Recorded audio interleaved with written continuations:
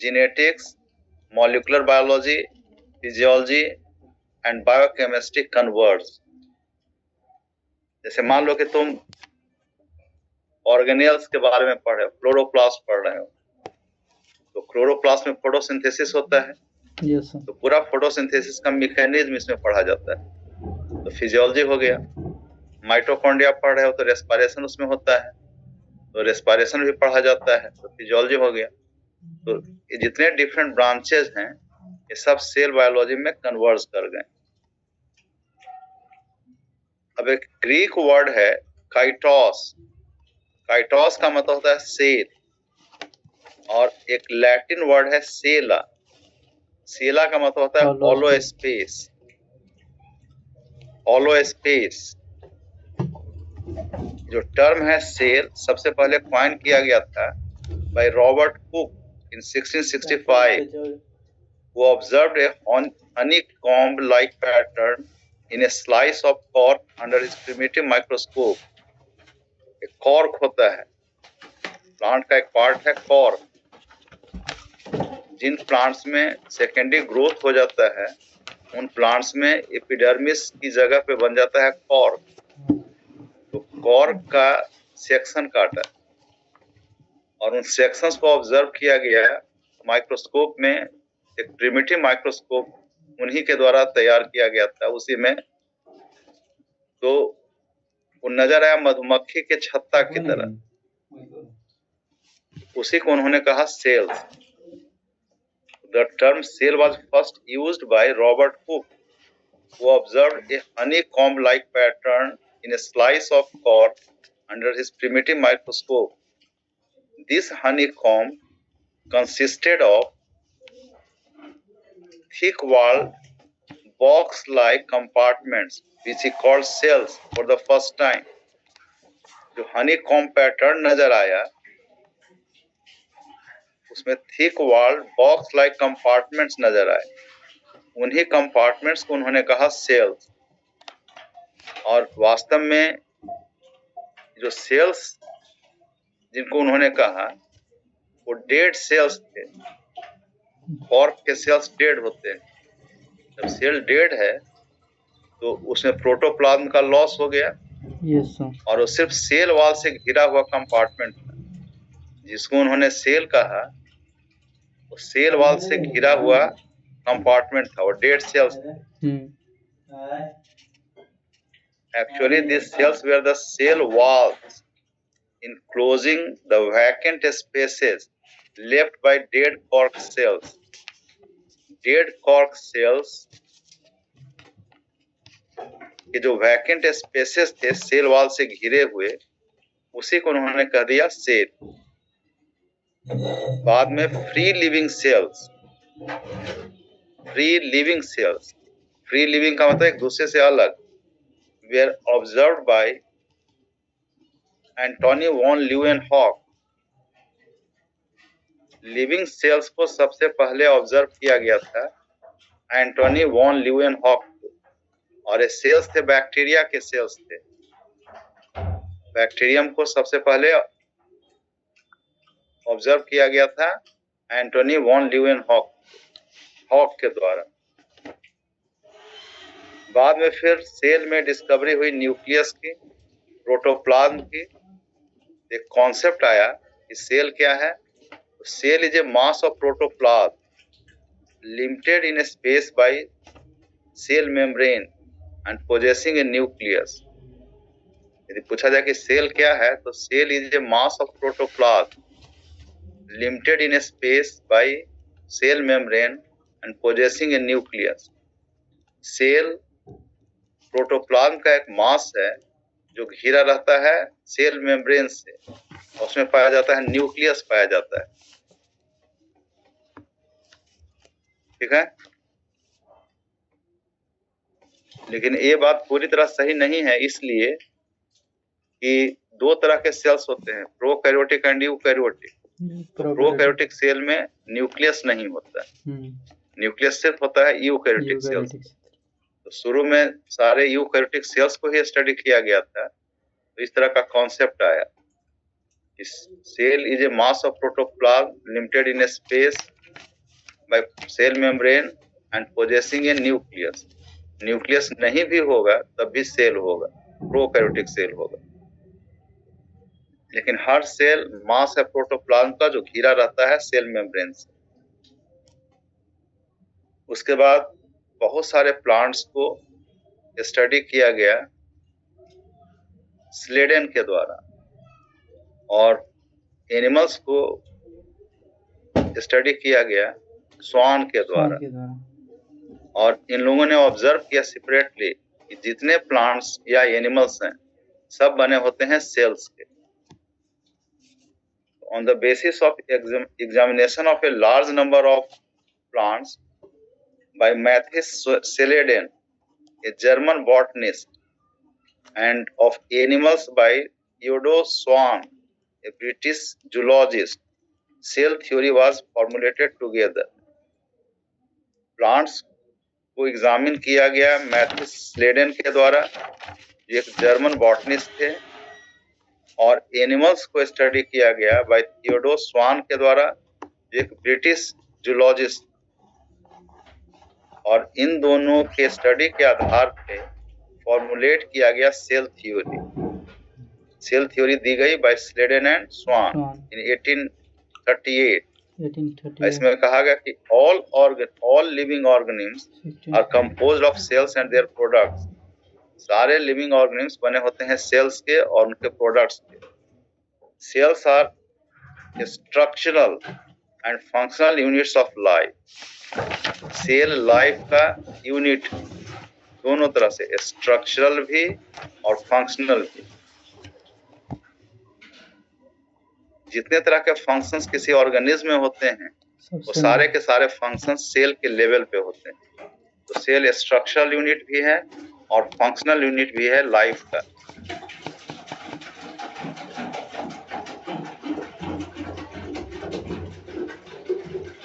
बाद में स्वान जो जूलॉजिस्ट थे उन्होंने ऑब्जर्व किया कि प्लांट सेल्स घिरे होते हैं सेल वॉल से। प्लांट सेल का एक कैरेक्टरिस्टिक फीचर होता है जो घिरा होता है सेल वॉल से। तो नोट में लिखा हुआ है, Schwann concluded that presence of cell wall is a unique character of the plant sales.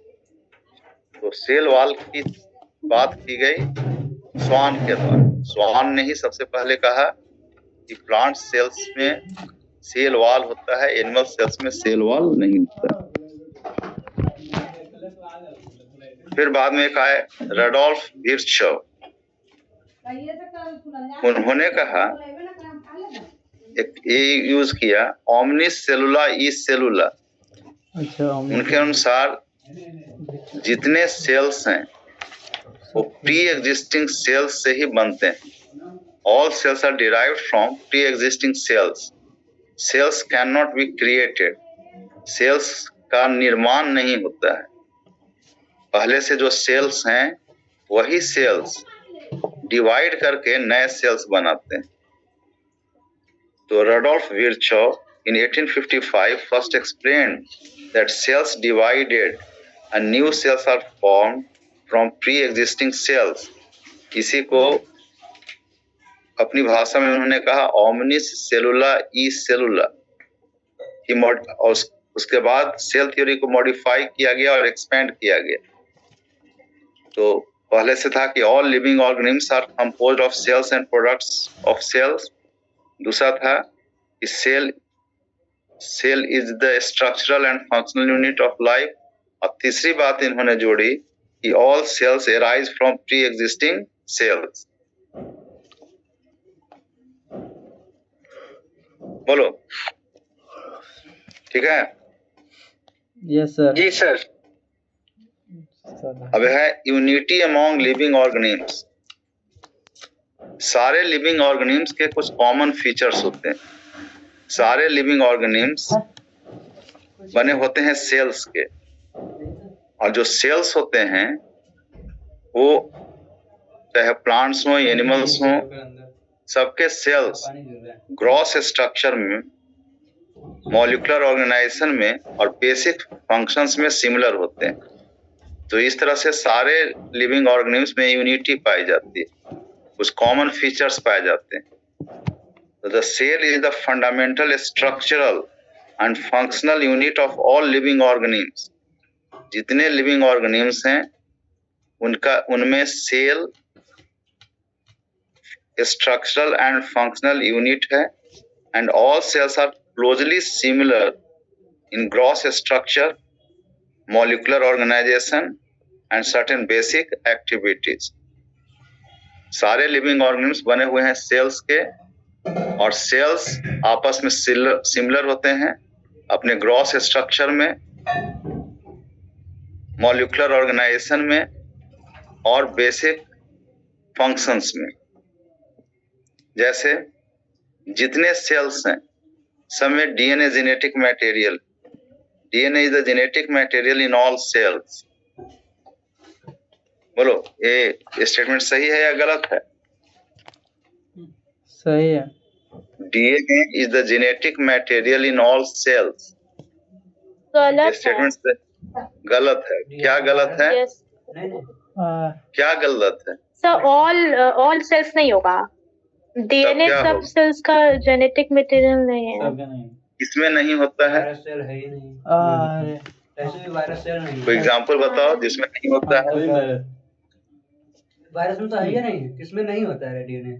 हाँ, वायरस में नहीं, वायरस सेल कौन से ऐसे सेल्स में बियॉन वायरस सेल नहीं नहीं होता। है सर, इसमें वायरस नहीं होगा तो सेल का वायरस, प्रियॉन सर हायर नहीं बोलो, प्रियॉन्स। फेरॉइस वो सब सेल है। ठीक सर है। बोलते हैं एक तो सारा की आवाज हम पहचान गए, और कौन बोले? और विवेक बोला है। विवेक, सेल में कुछ है रे? नबील बोल रहा है। कौन सेल नहीं है सर? तो- वायरस प्रियन तुम बोलो ना। वायरस सेल है। नहीं सर, वायरस और प्रियन सेल नहीं नो है सर। सर, नॉन सेलुलर है। सेल नहीं होता। नहीं, वायरस सेल नहीं है, वायरस सेल नहीं वो है। सब एक्सेप्शन है, सेल थ्योरी का एक्सेप्शन। एक्सेप्शन सेल थ्योरी का है। सेल थ्योरी का Yes, एक्सेप्शन है, मान रहे हैं। लेकिन मेरा जो स्टेटमेंट अभी है कि DNA is the genetic material in all living cells, ये सही है या गलत है? गलत है। Prokaryotic, eukaryotic. अरे सही है। वायरस वगैरह सेल है। हम क्या बता रहे हैं? सही बता तो प्रियॉन कि सब तो है ना। प्रियॉन्स, प्रियॉन्स, वायरस, वायरसेज, ये सब नॉन सेलुलर ऑर्गेनिम्स हैं। They are not made up of cells, non cellular हैं, सेल के बने हुए नहीं हैं। इनमें से किसी में प्रोटोप्लाज्म नहीं होता है। इसमें से किसी में प्रोटोबायोटा होता है। हाँ, हाँ। क्या होता है? प्रोटोबायोटा प्रोटोबायोटा होता है। ये सही बोले हो। तो प्रोटोबायोटा नॉन सेलुलर ऑर्गेनिम्स, जी सर। ये सब सेल्स ही नहीं है।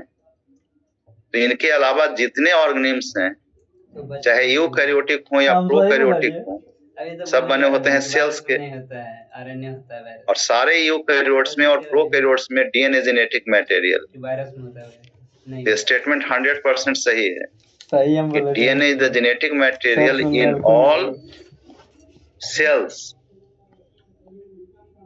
बोलो सही है ना? Yes sir. हाँ, यदि हम कहते कि DNA is the genetic material in all living organisms, तब ये स्टेटमेंट सही नहीं होता। तब कहते कि नहीं, वायरसेज में लिविंग ऑर्गेनिज्म। आरएनए भी होता है, नहीं, वायरस में आरएनए होता है, प्रियॉन्स में तो खैर न डीएनए होता है ना आरएनए होता है। तब ये स्टेटमेंट गलत होता है। लेकिन जब हम कह रहे हैं कि DNA is the genetic material in all cells, जितने सेल्स हैं, तो सेलुलर ऑर्गेनिज्म कौन है? प्रोकैरियोट्स और यूकैरियोट्स, और दोनों में डीएनए जेनेटिक मटेरियल। ये स्टेटमेंट सही है। ये कॉमन फीचर हो गया सारे लिविंग ऑर्गेनिम्स का, इस सब में डीएनए जेनेटिक मटेरियल है। दूसरा है, cell membrane is similar in basic structure and properties in all cells. सारे सेल्स घिरे रहते हैं सेल मेम्ब्रेन से, और सेल मेम्ब्रेन का जो स्ट्रक्चर होता है वो सिमिलर होता है। और सेल मेम्ब्रेन का की प्रॉपर्टीज भी सिमिलर होती है। जैसे किसी भी ऑर्गेनिज्म में जो सेल मेम्ब्रेन होता है या कोई भी मेम्ब्रेन होता है, बायोलॉजिकल मेम्ब्रेन होता है, वो 3 लेयर्ड होता है और बना होता है लिपिड और प्रोटीन का, लाइपोप्रोटीनेसियस नेचर का होता है। तो सबका कंपोजिशन सिमिलर है और सब सेलेक्टिव परमेबिलिटी शो करते हैं। तो सारे सेल्स का एक कॉमन फीचर है।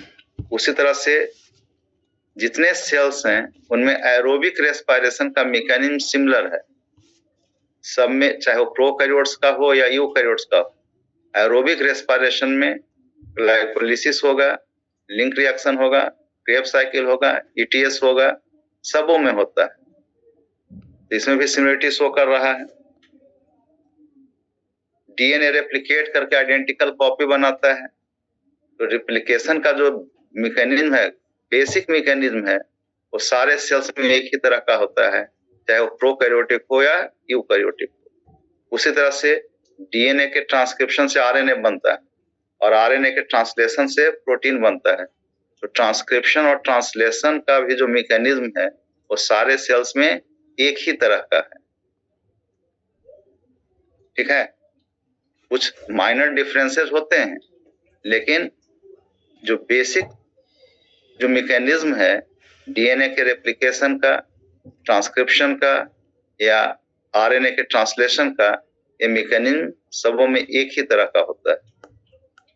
तो सारे लिविंग ऑर्गेनिम्स के जो सेल्स होते हैं इस तरह से कॉमन फीचर शो करते हैं और इस तरह से लिविंग ऑर्गेनिम्स में यूनिटी पाई जाती है।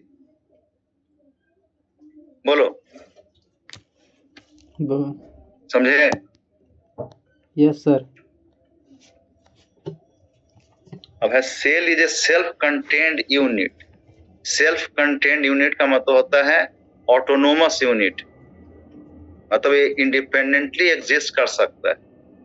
इसके एग्जिस्टेंस के लिए दूसरे सेल्स की जरूरत नहीं होती। किसी भी सेल में वो सारी एक्टिविटीज होती हैं जिसके कारण सेल सरवाइव कर सकता है। तो cell is a self contained unit. Each cell acts as an autonomous unit. It independently carries out all fundamental biological processes. जितने बायोलॉजिकल प्रोसेसेस हैं, फंडामेंटल बायोलॉजिकल प्रोसेसेस जो सेल के सर्वाइवल के लिए जरूरी हैं, वो सब होता है हर सेल में।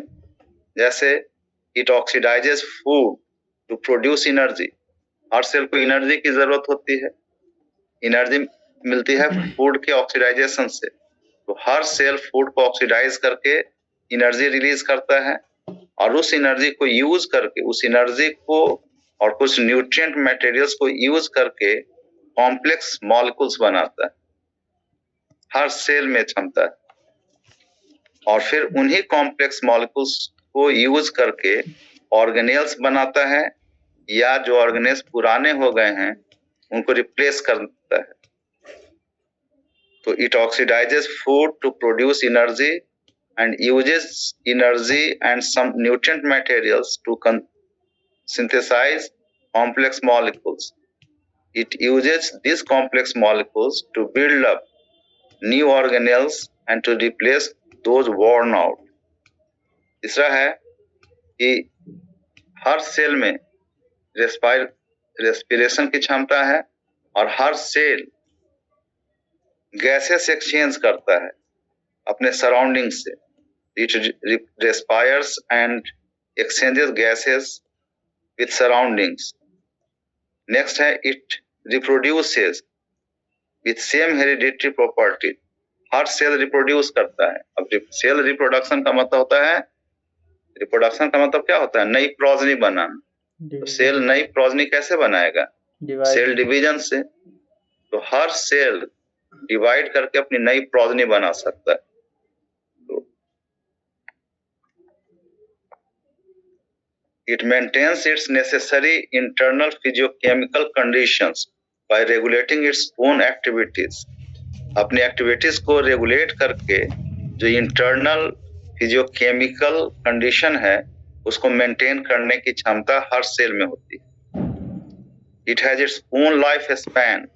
हर सेल का एक लाइफ स्पैन होता है। कोई सेल हमेशा जीवित नहीं रहता है, डिवाइड करता है और कुछ डिविजन्स के बाद उसका डेथ हो जाता है। तो हर सेल का अपना लाइफ स्पैन। तो कोई भी सेल वो सारे कैरेक्टरिस्टिक्स शो करता है जो सेल के सर्वाइवल के लिए जरूरी है। इसलिए सेल एक ऑटोनोमस यूनिट। Yes sir. लेकिन जो मल्टी सेलुलर ऑर्गेनिम्स हैं उनमें कई तरह के सेल्स वहां पे इंडिपेंडेंटली एग्जिस्ट नहीं करते। सेल्स एक दूसरे के साथ इंटरैक्ट करते हैं, ऑपरेट करते हैं, टिश्यूज बनाते हैं यस सर। और उनमें डिवीजन ऑफ लेबर पाया जाता है। लेवल जो होता है ना, जैसे प्योरीफायर। तो in a multicellular organism cells do not normally have a totally independent existence. They interact and cooperate with one another by acquiring a specialized structure and function. The cells develop a division of labor. ऐसे हर cell independently exist कर सकता है, लेकिन यदि multi cellular organism है तो sales एक दूसरे के साथ कोऑपरेट करते हैं, इंटरैक्ट करते हैं, डिफरेंट टाइप्स ऑफ टिश्यूज बनते हैं जिनका अलग अलग फंक्शन होता है। इस तरह से वो एक्वायर करते हैं, डिवीजन ऑफ लेबर एक्वायर करते हैं।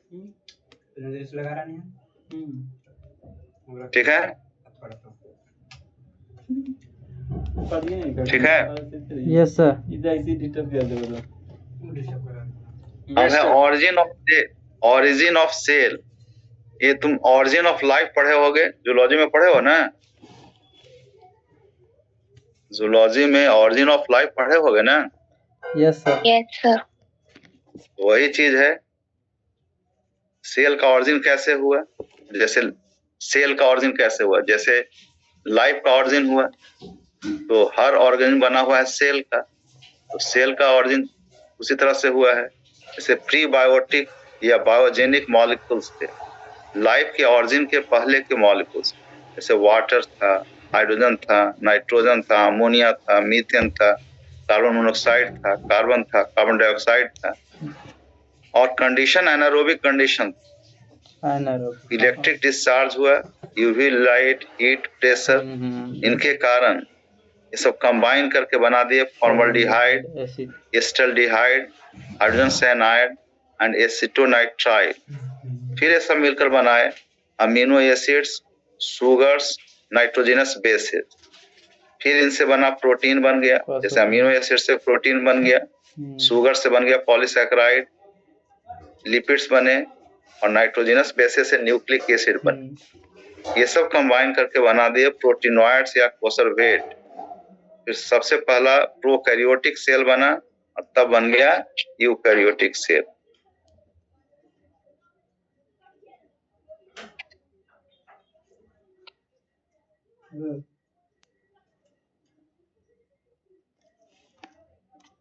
अब सेल्स एक दूसरे से डिफर करते हैं अपने साइज में, शेप में एंड एक्टिविटीज में। जैसे साइज में तो माइकोप्लाज्मा स्मॉलेस्ट सेल, एक प्रोकैरियोटिक ऑर्गेनिज्म है माइकोप्लाज्मा, जो smallest organism 0.3 μm in length. Bacteria होता है 3 to 5 μm। ह्यूमन आरबीसी होता है 7 μm in diameter. Nerve cells, one of the longest cells, and egg of ostrich, largest single cell. Egg भी cell है, तो ostrich का जो एग होता है वो सबसे बड़ा सेल होता है। शेप वेरी करता है और शेप वेरी करता है फंक्शन के आधार पे, उसको किस तरह का फंक्शन परफॉर्म करना है उसके आधार पे उसका शेप होता है। राउंड हो सकता है, ओवल हो सकता है, बाइकॉन्केव हो सकता है, अमीबॉयड हो सकता है, डिस्क शेप्ड हो सकता है, पॉलीगोनल हो सकता है, columnar, cuboid, thread like, irregular. ये सब कुछ ऐसा ये नहीं है। अब देखो general organization of eukaryotic cell, eukaryotic cell का जनरल ऑर्गेनाइजेशन। तो इसके मेन कंपोनेंट्स, फिर सब कंपोनेंट्स। मेन कंपोनेंट में सेल इन्वेलप। इन्वेलप का मतलब होता है जो बाहर से घेरे हुए हो सेल को, सेल को। तो सेल इन्वेलप में आ जाएगा सेल वॉल। अब सेल वॉल होगा प्लांट सेल में, एनिमल सेल में सेल वॉल नहीं होगा। और सेल कोट, एनिमल सेल में सेल वॉल नहीं होता है, सेल कोट होता है। सेल कोट और होता है। हर सेल में, चाहे वो प्लांट का सेल हो, एनिमल का सेल हो, प्रोकैरियोटिक सेल हो, सेल मेम्ब्रेन होता है। ये तीनों इन्वेलप होते हैं, सेल को घेरे रहते हैं। सेल क्या है? मास है प्रोटोप्लाज्म का, वो पहले घिरा हुआ है सेल मेम्ब्रेन से। प्लांट सेल में सेल मेम्ब्रेन के बाहर में है सेल वॉल, या एनिमल सेल में है सेल कोट। तो जो सेल वॉल हो, सेल कोट हो, सेल मेम्ब्रेन हो, ये सब सेल इन्वेलप। ये सबका डायमेंशन याद करना होगा। क्या? कोची बोल जैसे माइकोप्लाज्मा का इतना लेंथ होता है, तो ये सब याद करना होगा। नहीं, ये सब याद नहीं करना है। एक मोटा मोटी दिमाग में रखना है कि स्मॉलेस्ट सेल होता है माइकोप्लाज्मा का। अब कितनी उसकी लंबाई चौड़ाई है ये सब याद रखने की जरूरत नहीं, या शेप वगैरह ये सब याद रखने की जरूरत नहीं। अब न्यूक्लियस, तो न्यूक्लियस में क्रोमैटिन होता है, क्रोमोसोम। और क्रोमैटिन कॉन्डेंस करके बना देता है क्रोमोसोम। कंडेंस मतलब क्रोमोसोमल मटेरियल को कहते हैं क्रोमैटिन। क्रोमोसोमल मटेरियल जिस सब्सटेंस का बना होता है, क्रोमोसोम जिस मटेरियल का बना होता है उस मटेरियल को कहते हैं क्रोमैटिन। तो क्रोमैटिन ही क्रोमोसोम बनाता है। न्यूक्लियोलस पाया जाता है न्यूक्लियस में, और न्यूक्लियस के अंदर जो प्रोटोप्लाज्म पाया जाता है उसको कहते हैं न्यूक्लियोप्लाज्म। तो न्यूक्लियस में हो गया न्यूक्लियोप्लाज्म, हो गया न्यूक्लियोलस, हो गया क्रोमैटिन एंड क्रोमोसोम्स हो गए। अब एक टर्म है साइटोसोल। यदि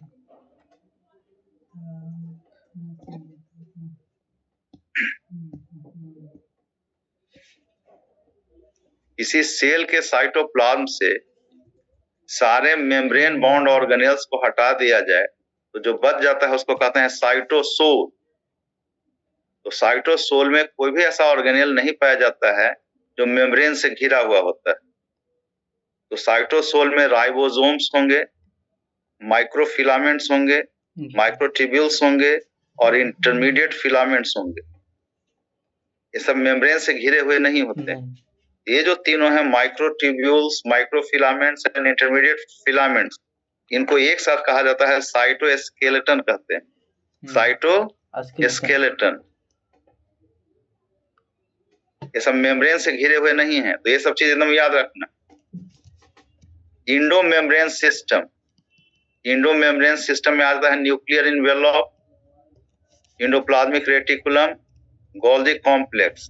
लेकिन यदि एनसीईआरटी में देखोगे तो एनसीईआरटी में इंडो मेम्ब्रेन सिस्टम में न्यूक्लियर इन्वेलप को इंक्लूड नहीं किया है। उसमें किया है endoplasmic reticulum, Golgi complex, lysosome and vacuoles. थोड़ा सा डिफरेंस है उसमें। ऐसे साइटोस्केलेटन में न्यूक्लियर इन्वेलप भी आ जाता है, लेकिन एनसीईआरटी में न्यूक्लियर इन्वेलप को इंडो मेम्ब्रेन सिस्टम में नहीं इंक्लूड किया है। इंडो मेम्ब्रेन सिस्टम में उसके अनुसार endoplasmic reticulum, Golgi complex, lysosome and vacuoles. Membranes organelles, वैसे ऑर्गेनेल्स जो घिरे होते हैं मेम्ब्रेन से माइटोकॉन्ड्रिया, क्लोरोप्लास्ट, लाइसोसोम्स, पेरोक्सीसोम्स, ग्लाइऑक्सीसोम्स, ये सब मेम्ब्रेन बाउंड ऑर्गेनेल्स हैं। माइक्रोट्यूबुलर ऑर्गेनेल्स, वैसे ऑर्गेनेल्स जो बने होते हैं माइक्रोट्यूब्यूल्स के, जैसे सेंट्रियोल्स हैं, बेसल बॉडीज हैं, सीलिया एंड फ्लैजिला हैं, ये सब बने होते हैं माइक्रोट्यूब्यूल्स के। अब जो मेम्ब्रेनस ऑर्गेनेल्स हैं उनमें डबल मेम्ब्रेन बाउंड ऑर्गेनेल, जैसे न्यूक्लियस 2 मेम्ब्रेन से घिरा होता है, क्लोरोप्लास्ट, माइटोकॉन्ड्रिया, ये सब 2 मेम्ब्रेन से घिरे होते हैं। अब देखो single membrane bound organelles, endoplasmic reticulum, GC का मतलब गोल्जी कॉम्प्लेक्स, लाइसोसोम्स, पेरोक्सीसोम्स, ग्लाइऑक्सीसोम्स, ये सब सिंगल मेम्ब्रेन बाउंड ऑर्गेनेल्स हैं। और नॉन मेम्ब्रेनस ऑर्गेनेल्स वैसे ऑर्गेनेल्स जो मेम्ब्रेन से घिरे हुए नहीं होते हैं, तो उसमें राइबोसोम्स आते हैं और सेंट्रियोल्स आते हैं। ये सब नॉन मेम्ब्रेनस ऑर्गेनेल्स, ठीक है।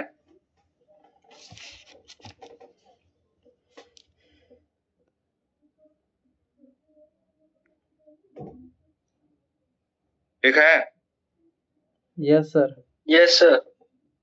अच्छा एक बात, अभी ये आ गया है, वार्निंग आ गया है, तो आज भर हम छोड़ देंगे पहले ही। अगला क्लास से कोशिश करेंगे 2 बार भेजने का। ये जो हम लोग 9 बजे से शुरू करते हैं, थोड़ा पहले नहीं शुरू कर सकते हैं? जी सर। कितना बजे से? सर पर फिर फिजिक्स क्लास भी तो स्टार्ट हो जाएगा ना। 8:50 सर, 8:50 8:50 ऐकूयाच बागडं. अरे 8:45